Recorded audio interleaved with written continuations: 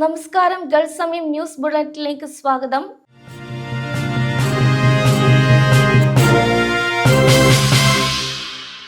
യുഎഇയിൽ നിലവിലെ സാഹചര്യങ്ങൾ കണക്കിലെടുത്ത് എല്ലാ സ്വകാര്യ സ്കൂളുകൾക്കും മാർച്ച് 6 വെള്ളിയാഴ്ച വരെ ഓൺലൈൻ പഠനം തുടരാൻ നിർദ്ദേശം നൽകി.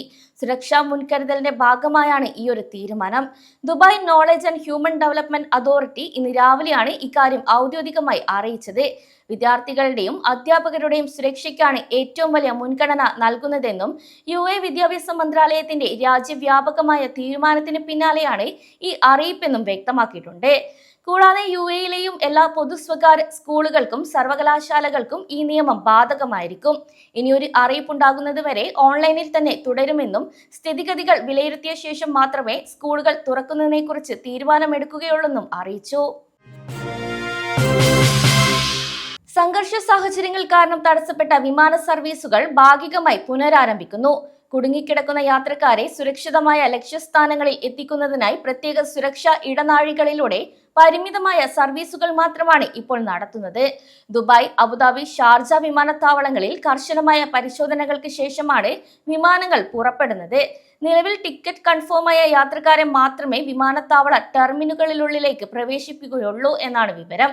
എമിറേറ്റ്സ്, ഇത്തിഹാദ്, എയർ അറേബ്യ എന്നിവ സാധാരണ സർവീസുകൾ മാർച്ച് 4, 5 തീയതികൾ വരെ താൽക്കാലികമായി നിർത്തിവച്ചിരിക്കുകയാണ്.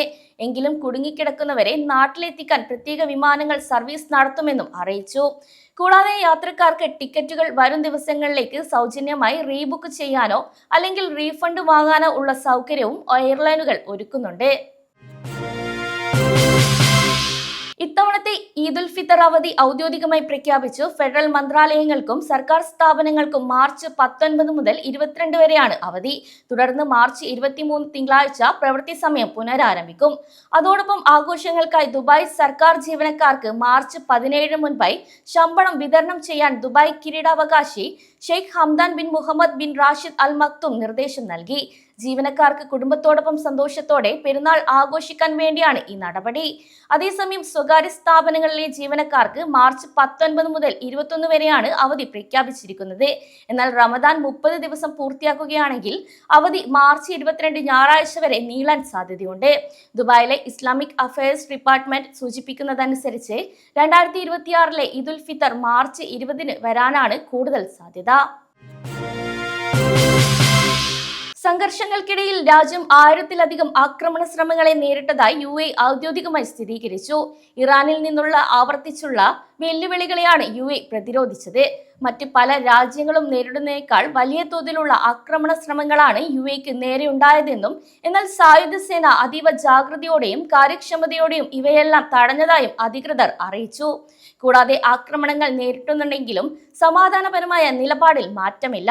നല്ല അയൽപക്ക ബന്ധവും സംഘർഷം ഒഴിവാക്കലുമാണ് രാജ്യത്തിന്റെ നയം. ഇറാനെതിരായ സൈനിക നീക്കങ്ങൾക്കായി യുഎഇയുടെ മണ്ണോ കടലോ വ്യോമാതിർത്തിയോ ഉപയോഗിക്കാൻ ആരെയും യുഎഇ ഇതുവരെ അനുവദിച്ചിട്ടില്ല.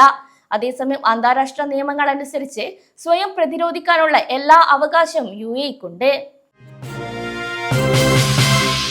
രാജ്യത്തെ അവശ്യ വസ്തുക്കളുടെ ലഭ്യതയിൽ പ്രവാസികൾക്ക് ആശങ്ക വേണ്ടെന്ന് യുഎഇ സാമ്പത്തിക ടൂറിസം മന്ത്രി അബ്ദുല്ല ബിൻ തൗഫ് അൽമാരി അറിയിച്ചു.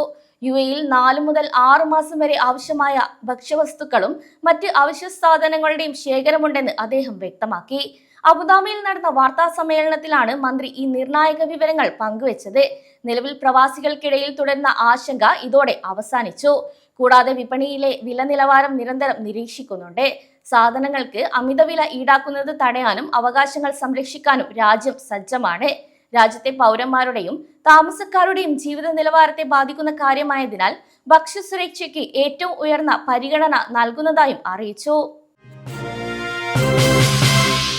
യുഎഇ ദിർഹത്തിനെതിരെ ഇന്ത്യൻ രൂപയുടെ മൂല്യം ചരിത്രത്തിലെ ഏറ്റവും താഴ്ന്ന നിലയിലെത്തി. ഇന്ന് രാവിലെ ഒരു ദിർഹത്തിന് 25.05 രൂപ എന്ന റെക്കോർഡ് നിരക്കിലേക്കാണ് വിനിമയ നിരക്ക് എത്തിയത്.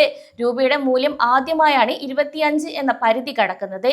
ഇതോടെ കഴിഞ്ഞ കുറച്ച് ആഴ്ചകളായി രൂപയുടെ മൂല്യം കുറഞ്ഞു വരികയായിരുന്നു.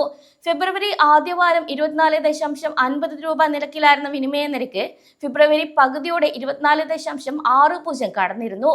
എന്നാൽ മാർച്ച് ആദ്യവാരത്തോടെ രൂപയുടെ തകർച്ച വേഗത്തിലാവുകയും ബുധനാഴ്ച റെക്കോർഡ് നിലയിലേക്ക് എത്തുകയും ചെയ്തു. UAE ഇന്ത്യൻ പ്രവാസികൾക്ക് നാട്ടിലേക്ക് പണം അയക്കാൻ ലഭിച്ച ഏറ്റവും മികച്ച അവസരമായി മാറിയിരിക്കുകയാണ്. ഇതോടെ ഗൾഫ് സമയം ബുള്ളറ്റിൻ അവസാനിക്കുന്നു. നമസ്കാരം.